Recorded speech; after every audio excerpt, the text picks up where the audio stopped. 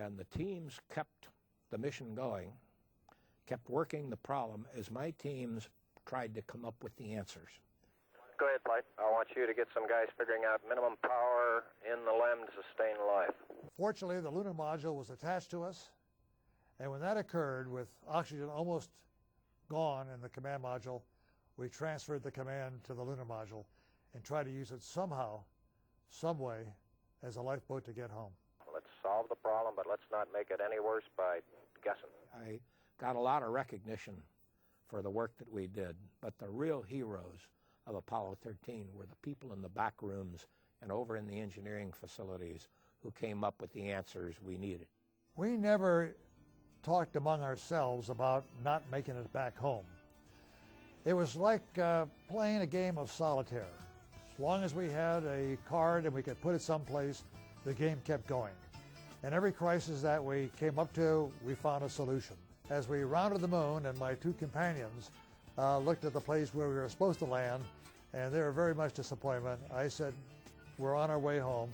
Let's get home successfully and forget about the landing. And there's one whole side of that spacecraft missing. Is that right? The whole panel is blown out, almost from the base to the engine. It's really a mess. Man, that's unbelievable. I've got it. Okay, copy that. Farewell, Aquarius, and we thank you. Apollo 13 has to rate with anything we ever do because it took a great deal of ingenuity, a great deal of preparation, years of preparation, a lot of guts on the part of the astronauts themselves to bring that off. Odyssey Houston standing by, over. Apollo 13, this is recovery, over. The recovery, Apollo 13 is descending. Roger, Apollo 13, this is recovery, and your chutes look good.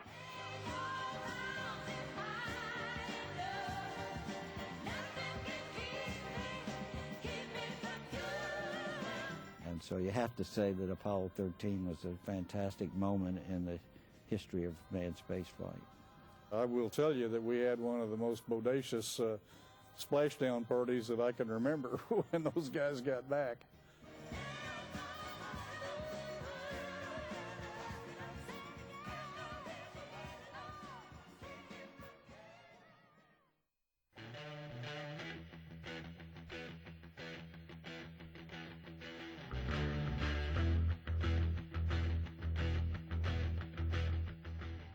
Looking great. 20 feet. 10. 3 feet per second. Contact down. 2, stop. Auto. We're on the surface. Okay, we made a good landing. Roger, Ted. You might recognize what I have in my hand as the handle for the contingency sample return. I just so happens to have a genuine 6 iron on the bottom of it. I'm going to try a little sand trap shot here.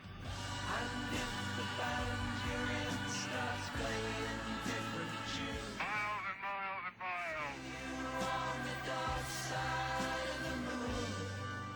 Come on out here and give me a salute. Big Navy salute. Charlie, set form. Oh, Stephen. How about that? I'm going out for the ballet when I get back. You learn another line of work up here. John, you're just beautiful. That is the most beautiful sight. What's that?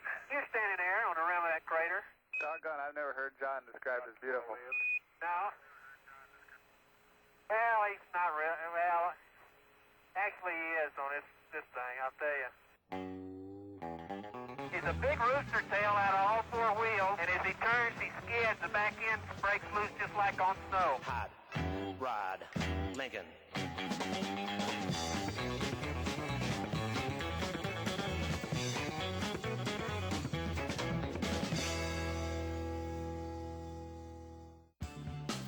Now, I tell you, I can't see to the bottom of it, and I'm as close to the edge as I'm going to get.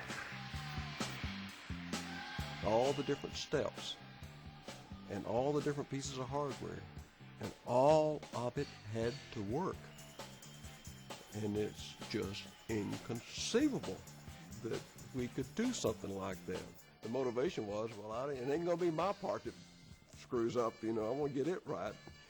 And apparently everybody else felt the same way, and we did it, and did it, and did it, and did it. Look out, baby, now here I come. I'm bringing you another truth. Get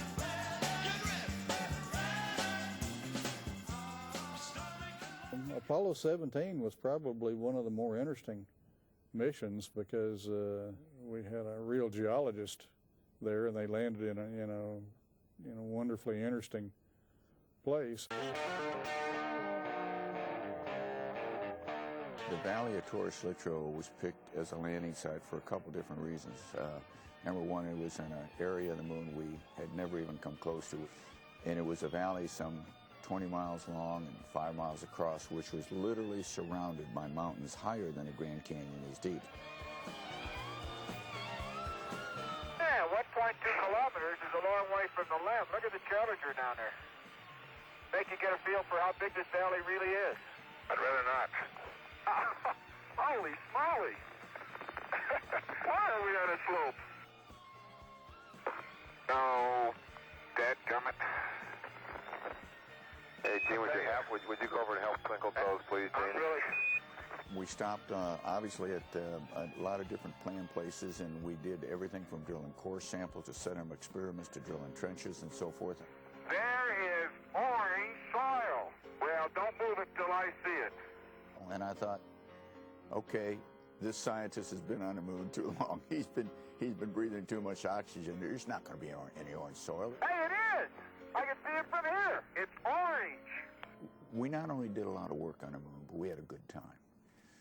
And you know you're only going to come that way once in your life. I was strolling on the moon one day in the merry, merry month of December. No, May. I just looked around, and knowing we were leaving, no, we weren't coming back, and I said, we now leave as we once came, and God willing, as we shall return. This valley of history has seen mankind complete its first evolutionary steps into the universe, leaving the planet Earth and going forward into the universe. No more significant contribution has Apollo made to history. This American pie drove my Chevy to the levee, but the levee was Right away, Houston. them good old boys were drinking whiskey and rye, singing this'll be the day that I die.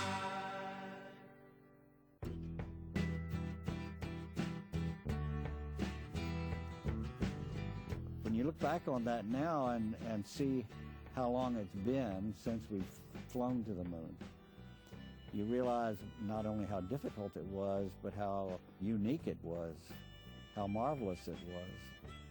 Frankly, it's hard for me to believe sometimes that we did it.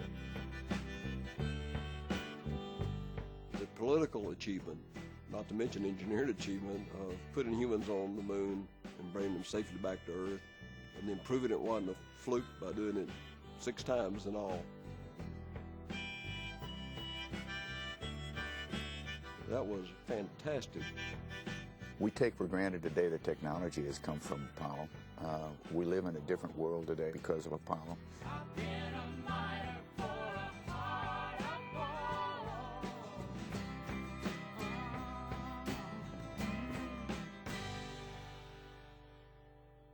Although Gene Cernan was the 12th and last American to set foot on the moon in 1972, the exploration of space did not end there. It simply turned the page.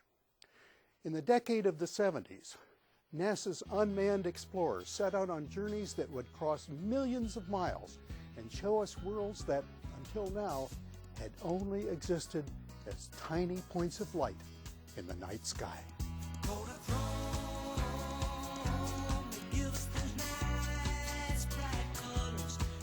You know, I got right in the beginning of Landsat. NASA really did something unique in that program, but people don't really recognize.